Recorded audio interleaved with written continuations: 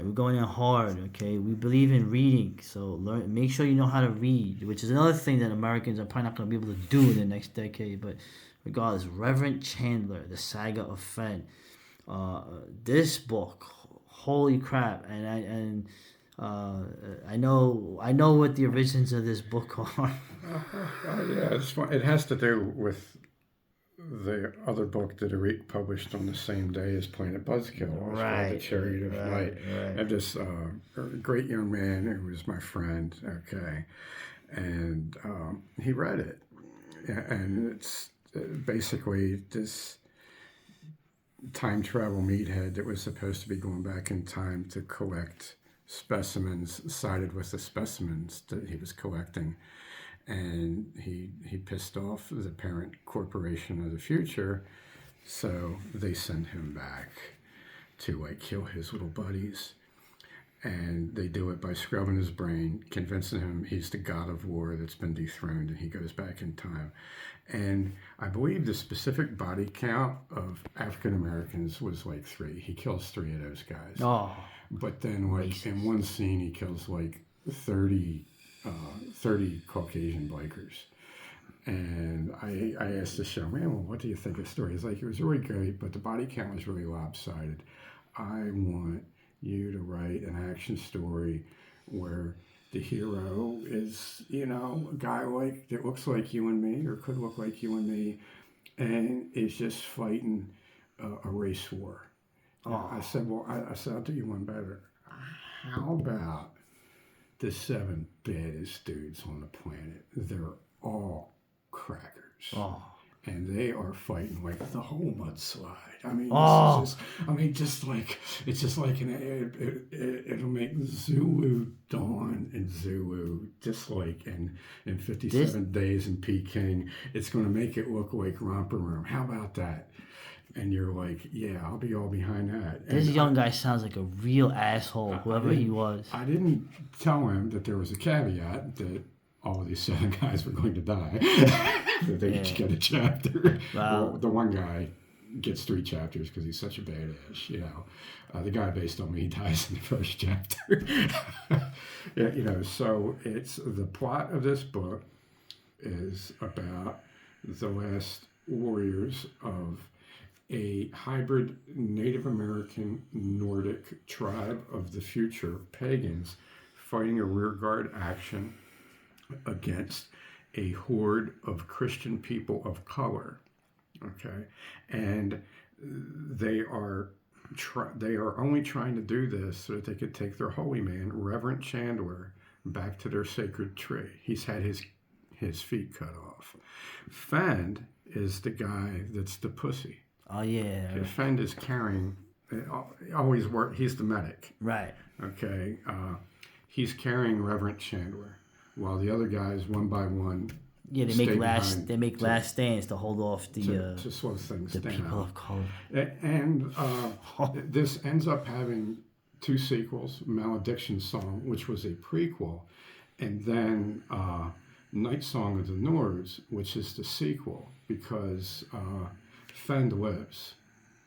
And in Night Song of the Nords, Fend finds another group like him, and since he's from the Badass Clan, they think he's going to be some kind of superhero warrior, but he's the pussy. Yeah. He's just the one that survived. So this is like the guy that was, this is like the medic, from the famous battle, was the only guy that survived, is mistaken for Audie Murphy. So that ends up being wrapped up in a very nice hardback edition. Oh, plug it. Titled Who Writes the Songs of Night? Because the last volume, Night Song of the Nords, does every other chapter from the perspective of the psychotic, crusading Christians of color. Oh. Okay?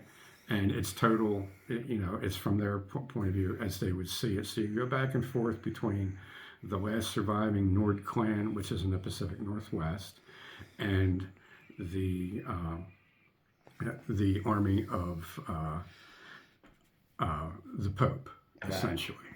Okay, so I think that's my best large fiction effort, was these 3 combined, and Who Writes the Songs of Night, which is a quote from God to Job from the book of Job in the Old Testament. Yeah, this is an incredibly violent book, very racist.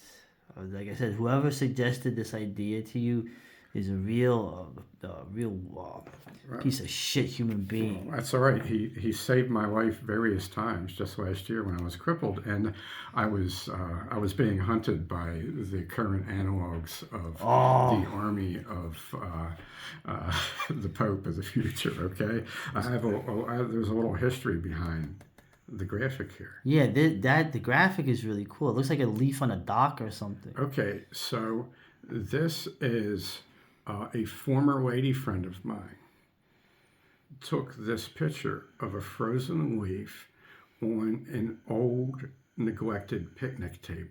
Oh. And she sent it to me, and she said, it reminded me of you, well, because you're very cold and distant, and I thought you'd like it because the wood could look like a shield, although to me it symbolizes, the cold wall you built around, your heart. So I kept this for a long time. I was like, wow, this would be the time to use this because it's such a lovely story. Okay. Yeah. This is a great book of the last 7 white men on the planet fighting against them. Anyway, like I said, that guy is a jerk who suggested this, who inspired this. But. In a way, it was an ode for all these Sunday morning movies that I would watch with my grandfather and my father. With Tarzan? Yeah, which would be like all these different, I named a couple of them, like Last Stand movies. Yeah. They died with their boots on. They died with their boots on, yeah. all that kind of stuff. A couple of dudes running out of ammo, surrounded by the old anthill. Also, big Robert E. Howard influence. This is like real big Robert E. Howard influence in this. Sam Finlay thought so. Oh, right, Sam. He did a very nice review of this. He liked it a lot. And this is the first thing when my now editor and publisher, Lynn Lockhart, who we did those podcasts with and all, when she found me looking for news on the Baltimore riots in 2015, I was serializing this on the site, and she said, your nonfiction was so compelling, I overcame my adult aversion to fiction. Right. Okay.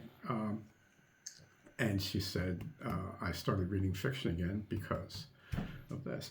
And she is the only reason why I wrote Malediction Song and Night Song of the Nords, because she wanted me to finish the story. All right, cool. I mean, like I said, you could read those. This is a good standalone. One of his top 5 Mayhem books. Thank you. Yeah.